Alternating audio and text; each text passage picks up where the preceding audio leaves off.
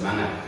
Dan ingat, selalu jaga kondisi, menggunakan masker jika ingin bepergian, menjauhi kerumunan, dan selalu mencuci tangan di air yang mengalir. Baiklah anak-anak semuanya, sebelum kita belajar, marilah kita berdoa terlebih dahulu sesuai dengan agama dan kepercayaan masing-masing. Berdoa dimulai. Berdoa selesai. Anak-anak semuanya, perkembangan usaha peternakan yang ada pada saat ini mengalami perubahan yang cukup signifikan. Di antaranya ayam, peternakan kambing, dan juga peternakan sapi sudah banyak diketahui dan dibudidayakan oleh masyarakat untuk memenuhi kebutuhan pangan manusia. Masyarakat sudah mulai mengembangkan yang namanya ternak satwa alternatif atau satwa harapan sebagai sumber bahan baku industri, bahan baku pangan, ataupun hewan laboratorium. Apakah kalian pernah melihat yang namanya satwa harapan di sekitar lingkungan? Apa yang kalian rasakan setelah melihat satwa harapan yang unik tersebut? Semua itu merupakan anugerah dari Tuhan yang patut kita syukuri. Apalagi negara kita Indonesia tercinta ini memiliki keanekaragaman yang jenis faunanya terbesar ketiga di dunia. Baiklah anak-anak semuanya, pada pertemuan kali ini kita akan membahas ataupun mempelajari tentang budidaya satwa harapan. Di mana pokok materi yang akan kita pelajari pada pertemuan kali ini diantaranya yang pertama yaitu tentang jenis-jenis satwa harapan apa saja. Ada ulat bulu, jangkrik, kemudian ada juga yang namanya cacing. Itu nanti kita akan bahas. Yang kedua yaitu tentang sarana dan peralatan budidaya satwa harapan. Alat dan bahannya perlu kita persiapkan juga. Yang ketiga, tahapan daripada budidaya satwa harapan tersebut. Dan yang keempat adalah bagaimana pemeliharaan daripada budidaya satwa harapan tersebut. Baiklah, anak-anak semuanya, agar lebih memahami materi tersebut, silakan disimak materinya baik-baik. Anak-anak semuanya, untuk pertemuan pertama pada pembelajaran bab 3 kali ini kita akan membahas tentang budidaya satwa harapan, yaitu tentang subtemanya jenis-jenis satwa harapan. Pada umumnya, ternak ataupun satwa harapan yang dipelihara mempunyai beberapa kelebihan.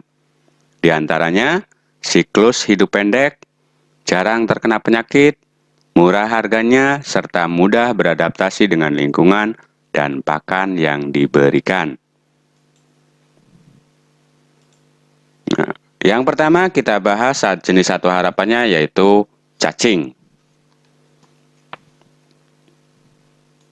Cacing ini tergolong binatang hermaprodit ataupun berkelamin ganda. Seekor cacing tanah ini dapat berukuran panjang sampai 9 hingga 30 cm. Namun, ini tergantung pada banyak luas badan, umur, dan juga mutu pakanannya.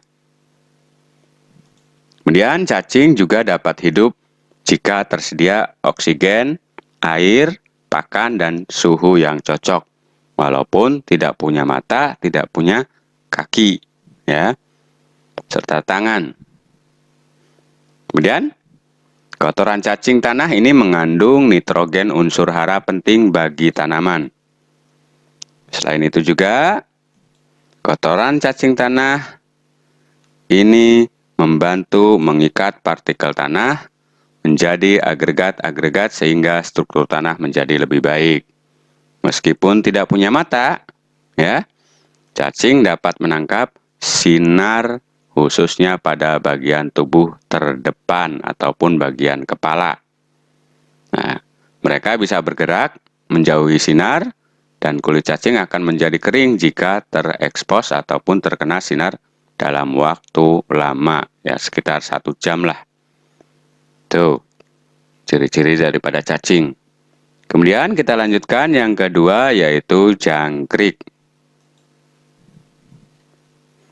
Jangkrik adalah pemakan tumbuhan seperti krokot dan tanaman pertanian seperti tanaman sayuran dan juga palawija. Nah, jangkrik memiliki tubuh rata dan antena panjang, di mana jangkrik jantan memiliki suara yang khas dan unik. Lebih kencang suaranya ya. Kita lanjutkan. Nah, di Indonesia sendiri ini tercatat lebih kurang ada sekitar 123 jenis jangkrik. Yang paling sering dibudidayakan itu contohnya berupa jenis Grylus testacles dan Grylus mitratus. Ini paling sering banyak dibudidayakan sebagai pakan burung dan ikan. Kita lanjutkan. Nah, di habitat aslinya, jangkrik hidup aktif di malam hari. Kegiatannya ya makan, mengerik, dan kawin. Ini semuanya rata-rata dilakukannya malam hari. Nah, sebagai gambaran contohnya misalnya umur jantan dewasa jenis Grylus mitratus ini hanya sekitar 78 hari. Sedangkan untuk umur betinanya ini yang dewasa ini mencapai 105 hari. Jadi umurnya pendek sekali. Berarti sekitar 3 bulanan, ya lebih sedikit. Kita lanjutkan. Nah, ukuran tubuh jangkrik betina ini lebih panjang dibandingkan ukuran tubuh jantan. Kemudian yang ketiga yaitu lebah madu. Ini lebah madu termasuk serangga sosial yang hidup berkoloni ataupun berkelompok.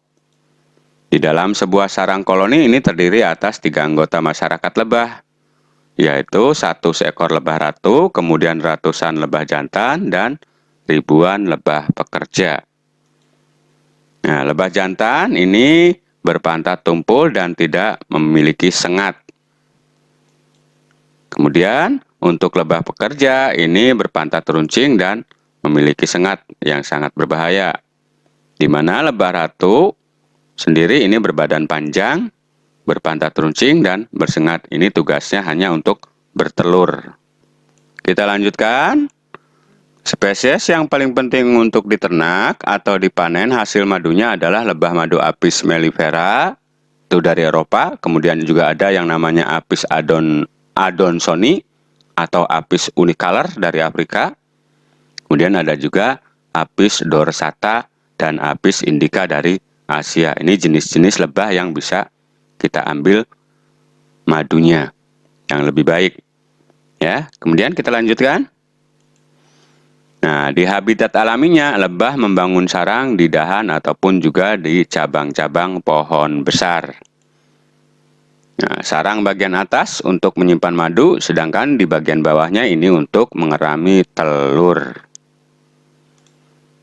Secara tradisional, lebah madu banyak dipelihara masyarakat desa di sekitar hutan dengan menggunakan gelodok dari batang kelapa ataupun dari randu. Ini cara budidayanya. Selanjutnya yang keempat yaitu ulat sutra. Ulat sutra liar atau Attacus atlas adalah salah satu serangga yang berukuran besar dan banyak ditemukan di hutan-hutan tropis dan subtropis. Seperti di Asia Tenggara, Asia Selatan, Asia Timur, Selatan Cina, melintasi Kepulauan Malaysia, Thailand, dan juga di Indonesia sendiri. Nah, jenis Attacus atlas ini termasuk hewan polivoltin. Artinya hewan ini dapat hidup sepanjang tahun dan termasuk serangga polifagus yang dapat hidup pada 90 golongan tumbuhan yang bisa dimakan oleh larva.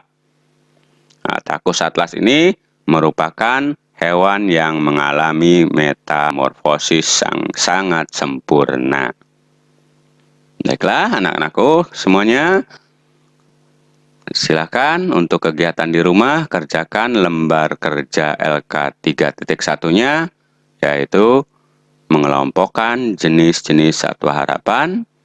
Ya, kita ambil contohnya jenis satwa harapannya apa, kemudian fungsinya juga apa. Silakan nanti dikerjakan, kemudian dikirimkan melalui Google Classroom-nya ataupun bisa melalui aplikasi WPS Office dikerjakannya. Ya, itu saja materi pada pertemuan kali ini. Mudah-mudahan bisa dimengerti dan dipahami. Sebelum kita akhiri, marilah kita terlebih dahulu agar apa yang kita peroleh dapat bermanfaat. Berdoa sesuai dengan agama dan kepercayaan masing-masing. Berdoa dimulai. Berdoa selesai, kurang lebihnya saya mohon maaf.